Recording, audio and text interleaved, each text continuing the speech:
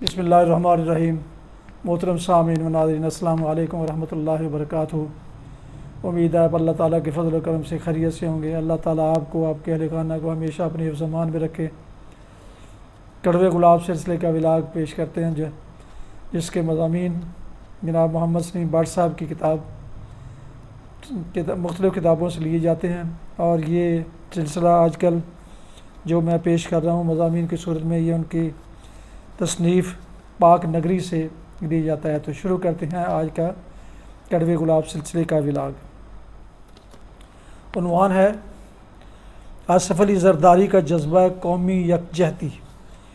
ایک درد دل والے سابقہ بیوروکریٹ نے اپنی کتاب میں خوب لکھا ہے کہ جو قومیں آگے کی طرف قدم بڑھاتی ہیں وہ اشرف المخلوقات کہلاتی ہیں، اور جو قومیں نہ آگے جاتی ہیں نہ پیچھے وہ ایک انسانی ہجوم ہے، اور جو قومیں پیچھے ہی پیچھے جاتی ہیں وہ ننگے انسانیت ہیں۔ دسمبر کا مہینہ قائد کے نام سے منسوب ہے جنہوں نے قوم کو ایک نعرہ دیا، اتحاد، تنظیم، یقین محکم۔ کیا ہم اس نعرے پر عمل پیرا ہیں؟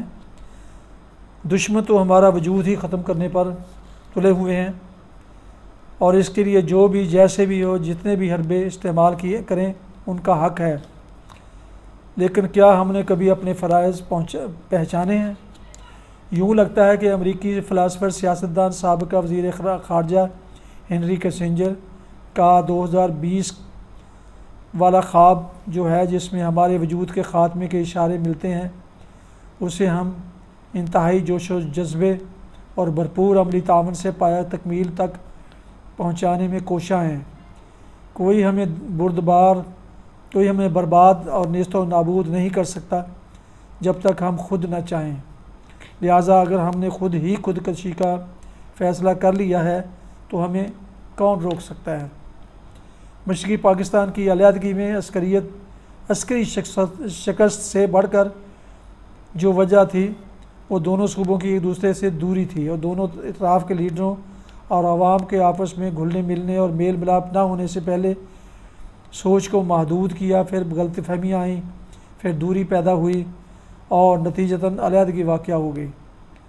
کیا ہم حکومتی اختیارات کا استعمال کر کے اپنی کرسی کی وقتی مضبوطی لیکن عوام کے میل جول اور رابطوں کے عمل میں رکاوٹ بنا کر وہی عمل تو نہیں دہرا رہے؟ آج پنجاب کے لیڈر کراچی نہیں جا سکتے، سندھ کے لیڈر پنجاب نہیں آ سکتے، بلوچستان اور سرحد کے لیڈر دوسرے صوبوں میں جانا نہیں چاہتے۔ یہ کس بات کی نشاندہی ہے؟ کیا ہم چھوٹی چھوٹی ٹکڑیوں میں بٹ کر حفاظت خود اختیاری کے تحت اپنے آپ کو پنجروں میں بند نہیں کر رہے؟ اگر ایسا ہے تو پھر ہمیں ایک اور حشر کے لیے تیار رہنا ہوگا۔ ذرا ان صوبائی لیڈروں کی سوچ، ان کے خیالات اور مستقبل کے عزائم پر نظر ڈالیے۔ مینگل صاحب کیا فرماتے ہیں، اور بلوچی لیڈر اس سوچ میں کیسے پیش ہیں کہ اگر سڑکیں بن گئی تو بلوچستان کا کوئلہ، پیتل، تانبا اور گیس دوسرے صوبوں کو جائے گی، لہٰذا ہم یہ نہیں ہونے دیں گے۔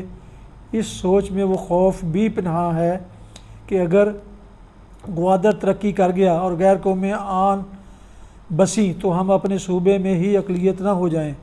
یہی سوچ وہاں روزانہ تخریب کاریاں کروا رہی ہے۔ جناب قادر مکسی کا فرمان ہے کہ اگر پنجاب سے جنگ بھی لڑنی پڑی تو لڑیں گے، نعوذ باللہ۔ انہی جذبات کی عکاسی سندھ کے اندر فوجی چھاؤنیاں بناتے وقت ہوئی، جیسے وہ چھاؤنی پاکستانی فوج کی نہیں کسی دشمن کی ہے۔ جناب اسفند یار ولی فرماتے ہیں کہ یہاں وفاق رہے گا یا کالا باغ ڈیم۔ جناب اجمل کھٹک کا تازہ ارشاد ہے کہ اگر پختون اکٹھے ہو جائیں تو آزاد ملک حاصل کر سکتے ہیں۔ استغفر اللہ۔ اب ذرا الطاف بھائی کی گوہر فشانیاں، ان کے خیالات پر بھی غور کیجیے اور پھر پنجاب آ جائیے۔ ہندوستان نے اپنے پنجاب کے تو 3 حصے کر دیے ہیں، اور ہمارے اوپر کلچر کے وار کر کے ہمیں یکسر مٹانے کی کوشش کر رہا ہے، اور وہ ایسے ہے جیسے ماں سے زیادہ دائی اماں زیادہ پیار کا اظہار کرتی ہیں۔ شاید یہاں رنجیت سنگھ کی روح کسی اور مقصد کے لیے تڑپ رہی ہے۔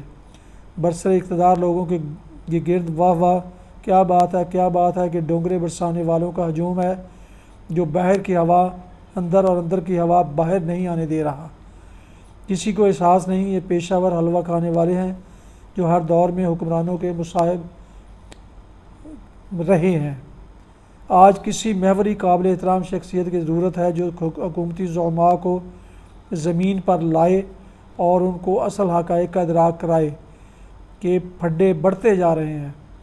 یہ شخصیت حکومت کو یہ احساس دلائے کہ یہ تفرقے بازی اور یہ زرداری کو بے نظیر سے علیحدہ اور نواز شریف کو شہباز شریف سے علیحدہ کرنے کی حکومتی چالیں ملک کی سلامتی اور بقا کے لیے انتہائی خطرناک ہیں، جو ملک کو 1971 والے حالات کی طرف بڑی تیزی سے دھکیل رہے ہیں۔ یہ شخصیت ملک میں موجود اپوزیشن اور جلاوطن لیڈروں کو اور حکومت کے لوگوں کو ایک میز پر اکٹھا کرے اور پاکستان کی بقا، سلامتی اور اس کی یکجہتی کا احساس دلائے، اور کوئی ایسا سیٹ فارمولہ طے کروا دے جس پر اگلے 10 سال کے لیے پابندی لازمی ہو، تاکہ ملک کو اختلافات کی اس دلدل سے نکال کر صحیح راستے پر گامزن کیا جا سکے۔ ورنہ خدا نخواستہ اگر ملک ہی نہ رہا تو پھر نہ اقتدار رہے گا، نہ اپوزیشن رہے گی، اور سب رسوائی کا طوق گلے میں ڈال کر زخم چاٹتے پھریں گے۔ ان حالات میں مرد حر جناب آصف علی زرداری کا طویل قید کاٹنے اور گرفتاری کے بعد پاکستان کی سیاست کرنے کا خیال قابل ستائش ہے، اور ساتھ ہی انہیں اپنی سیاست کی بساط سندھ تک لپیٹ کر رکھنے کے مشورے تشویشناک بھی ہیں۔ حکومت کی طاقت اور آئے دن فوج کا حکومت سنبھالنا اور لیڈروں کو پنجاب، سندھ، سرحد بلوچستان کے خانوں میں فٹ رکھنا اور اس سے باہر آنے کی اجازت نہ دینا یقینی طور پر صوبائی سوچوں کو تقویت دے گی، اور جو قومی یگانگت اور ملکی یکجہتی کے خلاف قدم ہوگا، اور یوں حالات بڑی تیزی سے دشمنوں کے منصوبوں کی تکمیل کی طرف ہمیں لے جائیں گے۔ PPP، مسلم لیگ نون اور MMA زندہ حقیقتیں ہیں۔ ایسے وقت میں کسی مرکزی شخصیت کی کمی شدت سے محسوس ہوئی ہے جو ان کو ایک میز پر اکٹھا کر کے کسی ایک حتمی نتیجے تک لے آئے۔ ملکی سیاست میں سنجیدگی لانے اور دھمکیاں اور بڑکیں ختم کرانا اشد ضروری ہیں، اسی میں ملک کی بقا ہے۔ ساتھین سامعین محترم، یہ مضمون ملک کے مشہور روزنامہ نوائے وقت میں 5 جنوری سن 2005 میں شائع کیا گیا، ایک کالم کی صورت میں شائع کیا گیا۔ ناظرین سامعین محترم، یہ تھا آج کا کڑوے گلاب سلسلے کا ولاگ، اور جس کا عنوان تھا آصف علی زرداری کا جذبہ قومی یکجہتی۔ جن دوستوں نے ابھی تک میرے یوٹیوب چینل بی رشیدی کو سبسکرائب نہیں کیا، ان سے گزارش ہے کہ وہ اسے سبسکرائب کر کے، لائک کر کے، بیل آئیکن کو ضرور پریس کریں، تاکہ آئندہ آنے والے ایسے دلچسپ اور معلوماتی پروگرام ان تک باقاعدہ اور بروقت پہنچتے رہیں۔ اللہ تعالیٰ آپ کا حامی و ناصر ہو۔ اللہ تعالیٰ آپ کو، آپ کے اہل خانہ کو ہمیشہ اپنی حفظ و امان میں رکھے۔ آمین۔ اپنا بہت خیال رکھیے گا، دعاؤں میں پاک وطن، والدین، اعزاء اقارب، دوستوں احباب کے علاوہ اس ناچیز کو بھی یاد رکھیں تو انتہائی مشکور ہوں گا، ذاتی طور پر ممنون ہوں گا۔ السلام علیکم ورحمۃ اللہ وبرکاتہ۔ پاکستان زندہ باد۔